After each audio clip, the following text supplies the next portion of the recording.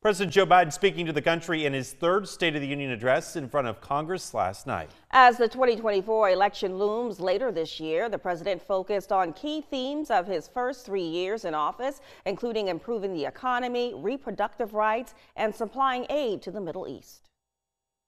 Throughout the speech, President Biden directly addressed lawmakers from both parties in the chamber over the need for a new national security bill after Republicans in Congress voted down a proposal last month at the urging of former President Donald Trump. The president said his priority at the southern border is increasing the number of immigration judges to reduce a backlog of cases and adding more asylum officers to handle an influx of migrants trying to cross into the country.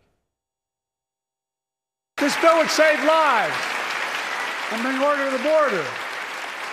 It will also give me and any new president new emergency authority to temporarily shut down the border when the number of migrants at the border is overwhelming.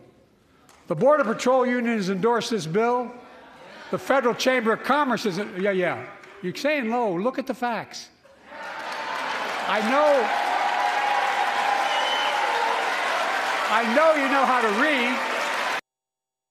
President Biden's likely November opponent, former President Donald Trump, also took to social media yesterday for what he called a rebuttal of the State of the Union. In his video posted before the president began speaking, Trump said he left office with the safest border in U.S. history and criticized a lack of action taken by the Biden administration in the last 3 years. Joe Biden is on the run from his record and lying like crazy to try and escape accountability for the horrific devastation he and his party have created. All the while, they continue the very policies that are causing this horror show to go. We cannot take it any longer as a country.